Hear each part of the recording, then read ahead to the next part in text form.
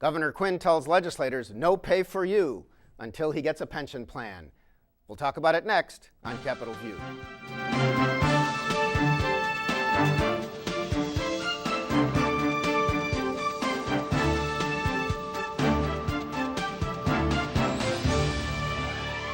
Welcome to Capitol View, the program where we talk about state issues, sometimes federal issues, and how they just might affect your life. I'm Bernie Schoenburg from the State Journal-Register. It's a small cast today, but a potent one. Chris Mooney is here with me to talk about lots of developments in a very weird week in Springfield. Chris Mooney is professor of political science at University of Illinois Springfield and part of the Institute of Government and Public Affairs at the U of I. Chris, Governor Quinn has given us something to talk about this week by saying after the legislature did not meet his deadline on Tuesday in their one-day special session to come up with a pension plan, that the next day he announced that I am using my line item veto to say I'm cutting out like $13 million from the last budget bill I have to sign appropriation-wise, and legislators will not get paid until you pass a pension plan that meets my standards. Well, what do you think? Well, I mean, it certainly is a headline grabber. That it did. And he said there's going to be some consequences for passing that deadline. And he's set many deadlines with no consequences. And he finally found something, I think, that people are going to pay attention to, and that it's going to get the legislature's attention. And probably more importantly, going to get voters' attention. Do we think, I heard one of the legislators from the Springfield area, Rich Brower, actually lives in Petersburg. I think he talked about, I think I'm getting it right, something like kids in a playground, well, I don't like what you just did, so I'm taking this away from you. Is the governor acting adult here? Is this the right thing to do? And then we'll talk a little bit more about poll results or whatever, but.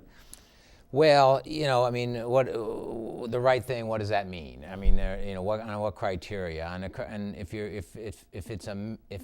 talking about, is it going to be effective in getting what he wants done in the legislature, which is a significant pension reform, public pension reform bill passed? I'm not convinced that this in and of itself is going to make the legislature move any quicker. They're not going to be passing a bill just because they want to get their paychecks. They may pass a bill. The train on that may be rolling, and it seems like that's moving along. They're finally getting some progress in that. And part of that progress is probably attributable to Quinn forcing them back into special session and making them work in the summer. I would suspect that without that sort of hectoring from the outside, we wouldn't have had this much activity at this time of year. Yeah, of course, we'd also had the rating agencies saying that we are downgrading the state of Illinois, so borrowing costs more. So if nothing happens, actually the numbers have changed because the state pension plans have long-term obligations that fall almost $100 billion short of what is scheduled to come in. They know they need to change. The rating agencies say, well, we're going to downgrade the state, so it's more difficult to borrow. And it used to be the Quinn administration was saying it's $17 million a day, I think it was, right, that is added to the long-term pension debt. Nothing immediate, but years down the road. Every day we wait. Now it's down to $5 million under $5 million a day, under a new estimate that came out. Even that, however, does add some urgency, does it not? Only $5 million a day. When that's it's a big state, but that's a lot of money adding up. Right, and when that's an improvement, you're in bad shape. Well, there's been a lot of sort of crises, downgrades, reports come out over the last at least 2 years since they've really been working on this. And this is another brick in the wall. What's the one that pushes them into action? Like I say, in a sense, it doesn't. To say that Quinn's actions are actually forcing them to do anything, I think on the face of it it's probably not true in that sort of forcing sense. But I think it is another piece of impetus, and maybe it's the straw that breaks the camel's back, or whatever metaphor you want to mix in there. And also, from a political sense, it doesn't matter what the cause and effect relationship in here is. What matters is what the voters think the cause and effect relationship is in here. And the voters look at this, the average citizen looks at this a lot differently than you or I, the viewers of this show, do, that are paying attention to the legislative process all the time. They don't notice what's going on a day-to-day basis. And so something like this, when the governor comes out and says, no, we're cutting their pay, that gets into headlines, and that's like, some people can look at that and go, wow, that's pretty unusual. And so I think he's going to get paid attention to with that. Then if the legislature goes ahead and passes this 3-4 weeks from now or whenever, and they, and again, as in this process is already underway, it looks like to the voter that Governor Quinn has ridden to the rescue. He saved the day. Hey, really, he forced them into it. Those slackers, they wouldn't do anything until you took their pay away, and then they jumped right to. Okay, which is interesting because the person, I'm not sure if he's chair, I think he is, Kwame Raoul, the state senator who spearheading pension discussion for in that conference committee that had come together, and they invited Governor Quinn last Monday to come to the hearing, and Quinn instead sent Jerry Sturmer, his fiscal guy, instead of showing up himself, and that created legislators being upset. And Kwame Raoul, the state senator from Chicago, Democrat, said, well, we are working on a plan. We will have a plan maybe by next week. Bill Brady, by the way, state senator, Republican from Bloomington, said the same thing. You just need time to have actuaries go over the plan. Then we're working on a compromise. We hope to have one within about a week. But you're saying that the general public, these would be the same people who elected Rod Blagojevich twice, don't pay that much attention to the day-to-day. So maybe, okay, so this all might happen, and again, what they're looking for is some kind of a hybrid between the Senate-passed plan from the last session, which gave state workers some kind of choice, and retirees, of if they wanted to keep their health care or keep their compounded cost of living increases. Whereas the House plan cut more money over time, and the governor seems to be on that side. It was pushed eventually by House Speaker Michael Madigan, and a Democratic majority.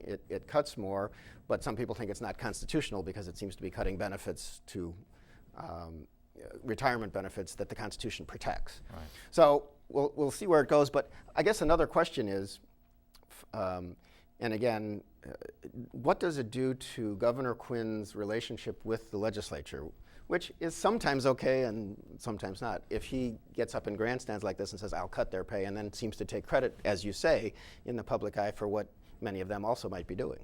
Yeah, well, that's, again, when you ask if it's a successful strategy or not, it depends on the criteria. On the criteria of whether it's going to help governance in the state going forward, especially if he gets reelected, which maybe this helps him do, it's going to be bad for governance because nobody wants to get shown up. Lawmakers, they know what's going on. They see what the story is. The same thing with the gun bill that we'll probably talk about in a minute. Governor gets up, screams and shouts, does what Pat Quinn is very good at, and that's holding a press conference, being passionate about something he cares in, and sort of being populist. And lawmakers don't have that option. The governor has the bully pulpit. One of the most important powers of the governor is that you guys pay attention to whatever he or she does, whereas the legislature is sort of this amorphous mass that people in general, they don't like the legislature because it's on over there. They like their lawmaker if they know who he or she is, but the body of the legislature is a bit, same thing with Congress. We hate Congress, but we love our congressmen. It's the old story. And so there's no spokesman for the legislature. And even when you've got a very strong leader of like Mike Madigan, that sort of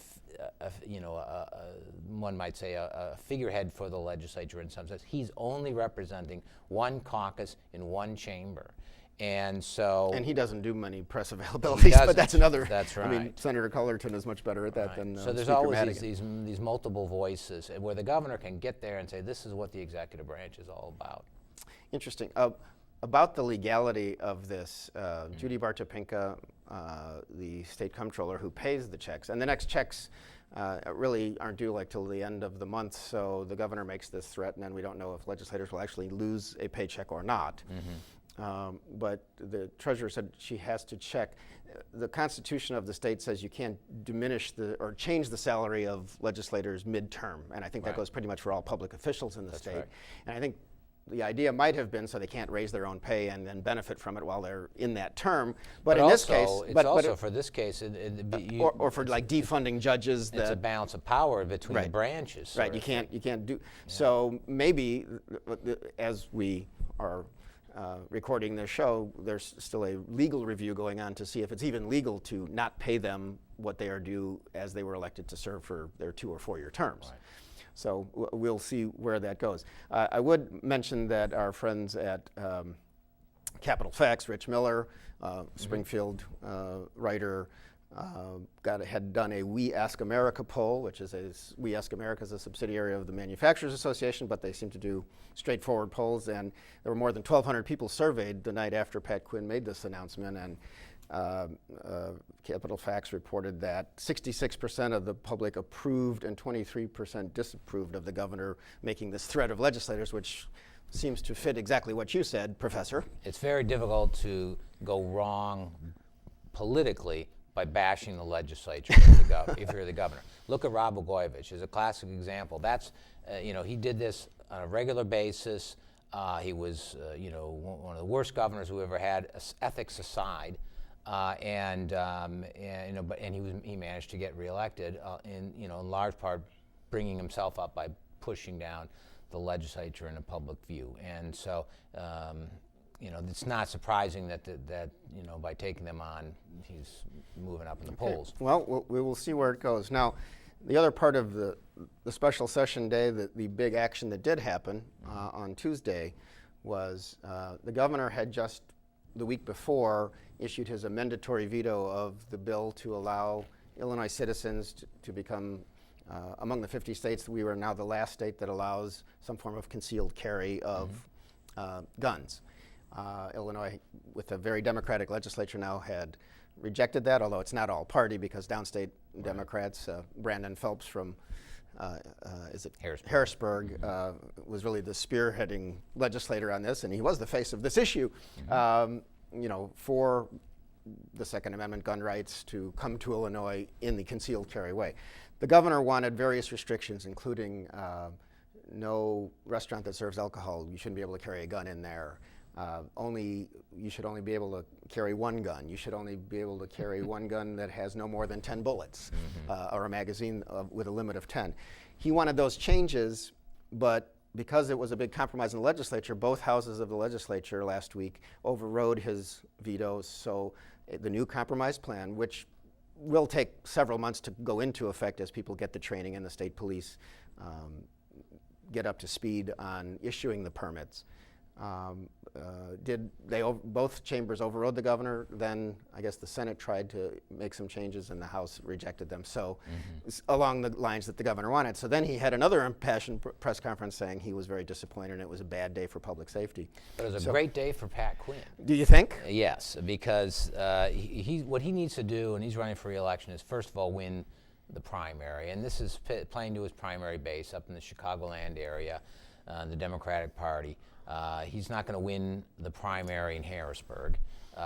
He may get some votes down there. He may not get some votes down here, but the bulk of the Democratic primary votes are up in the Chicagoland area.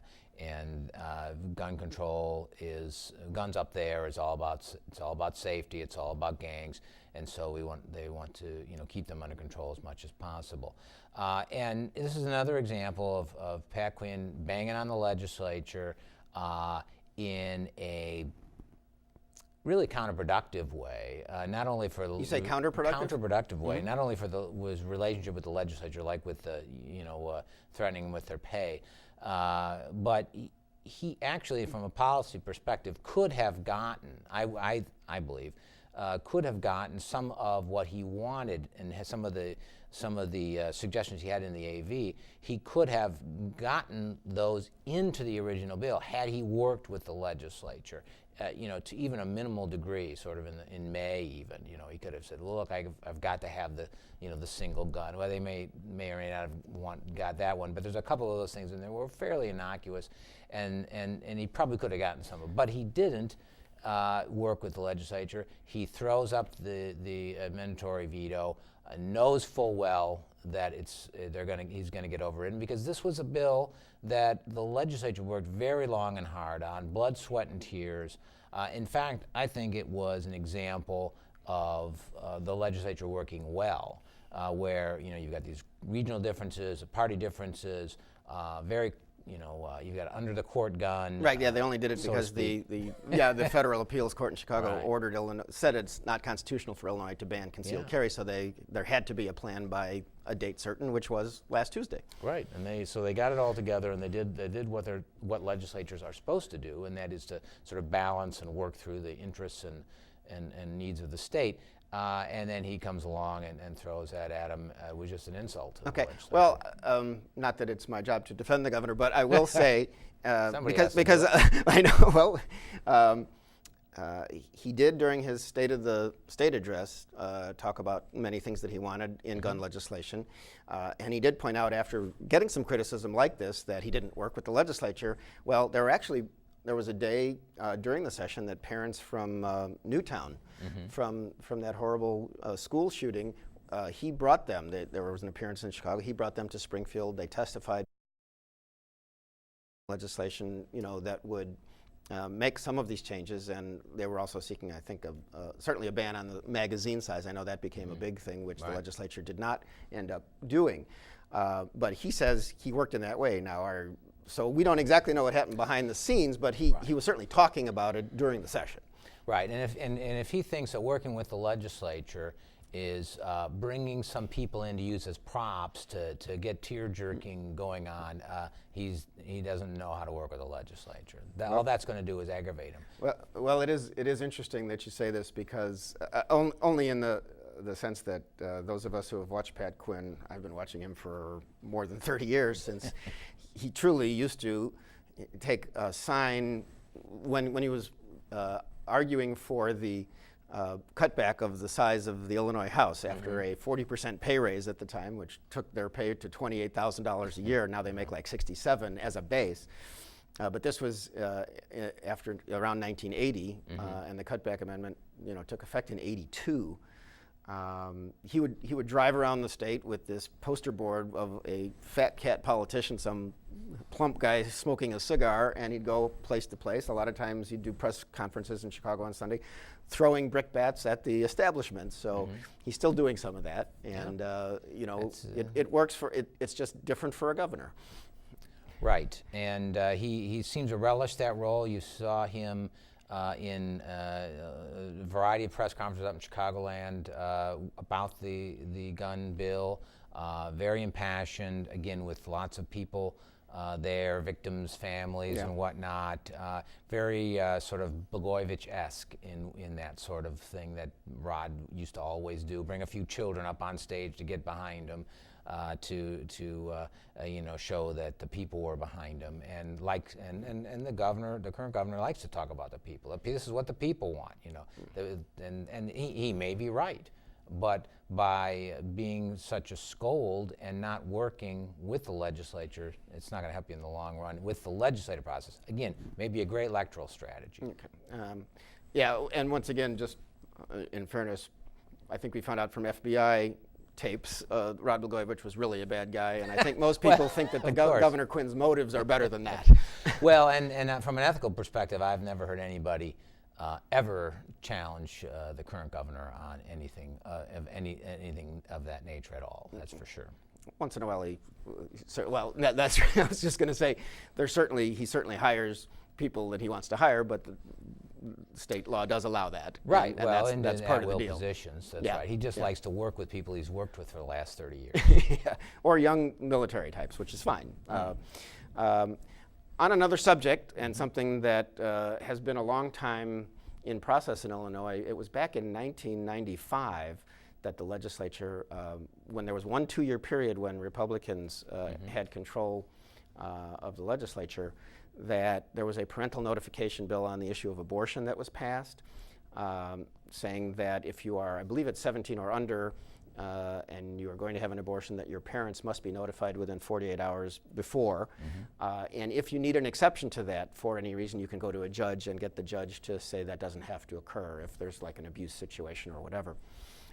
Just this last week, the Illinois Supreme Court said that that's constitutional, so it should now take effect within a month or two. And it's interesting because Lisa Madigan, who is the Attorney General, who also is a potential candidate for governor, we don't know if she's going to do that yet, has been arguing for the state law as passed because that's her role as Attorney General. Right. And some people, I think it was the ACLU and some abortion clinics were saying that this is a bad law because it treats, teenage girls who want to have an abortion as opposed to want to carry their baby to term being treated differently or something. But our court said other states have this and it's constitutional. Just any thoughts on that brings Illinois into the fold of, I guess, most states now? Well, yeah, and notification actually is a more mild form of this particular sort of aspect of anti-abortion legislation. Several states have parental consent, where you have to actually get sign off. You don't have to just tell mom and dad. Yeah, this is what a long, strange road it's been. It's really an amazing journey. This piece of legislation, as you say, from 1995. Yeah, Terry Park. Yeah. Terry Park was the name of the Republican House member who sponsored it, up from I think western suburbs. I think Hoffman Estates. Yeah, and so.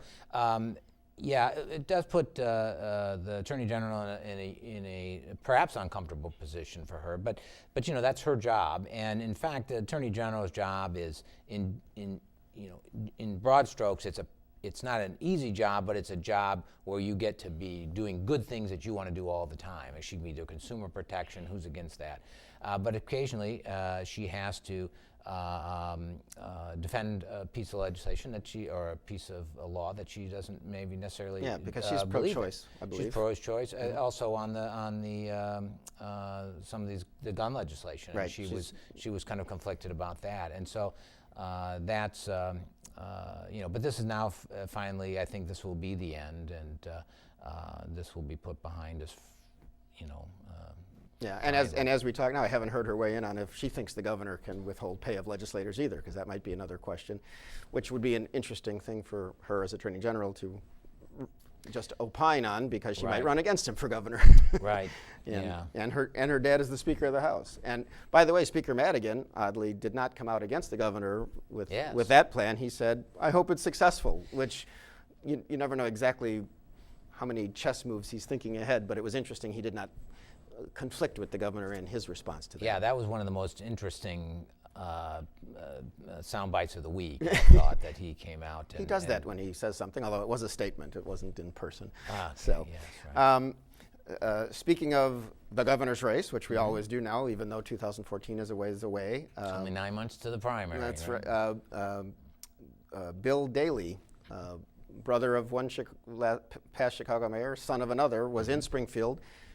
And just as the legislature was getting its work started on special session day, he had a press conference outside, kind of trashing, Governor Quinn's leadership, and saying he's getting to know downstate, and he just wanted to be there to say that this all could have been avoided with better leadership. He also did mention, he had announced the week before that he doesn't think there should be fundraising for legislators or state officers during legislative sessions, and he had indicated to a reporter a week earlier that he would abide by that, but apparently he realized that would hamstring his own fundraising, so he said he had kind of shifted on that, so he's now, he will do it if he's elected, but he's not yet elected, so he doesn't influence anyone, so he's not restricting his own fundraising now, which just I found interesting. So your thoughts, we know Bill Daley's looking like a real candidate this time. We don't know what Lisa Madigan's doing. I asked him, if Lisa Madigan runs, will you run? He said, sure. And of course, he is a former Commerce Secretary under Bill Clinton and former Chief of Staff for, I think it was 13 months or something for President Obama. Yeah, well, he'll be a formidable candidate. He's certainly raised a lot of money in this first half of the year, and there was always a question with him because he's toyed with the idea of running statewide before and never pulled the trigger. It looks like he's all in this time. It's probably smart for him if he wants to be the governor. This is probably a pretty good time to do it because Pat Quinn's numbers, notwithstanding his recent fighting with the legislature that may push his numbers up a little bit, his numbers are as low, just about as low as any governor in the country right now, and the Republicans are. They have this structural problem with winning in the general election, and they don't have, there's no great shining knight on a horse over there. That's obvious at this point anyway among the group. And so, if he wants to be governor, this is probably a good time to do it. The Attorney General, who knows what's going to happen with that. We'll see. We'll, and I should say, as we are just about out of time, but we already have in the Republican campaign for governor Bruce Rauner of, I think it's Winnetka and Chicago, who is a venture capitalist with a lot of money. Bill Brady, the last time's candidate, was state senator from Bloomington. Dan Rutherford, our state treasurer, is in the running. And Kirk Dillard, Monday and Tuesday, will do a tour, not including Springfield, but yes, including Decatur, ancestral home of Governor Oglesby. Oh yeah, that's I think, who's his wife is a descendant. So we'll have 4 candidates as of next week officially in the Republican race.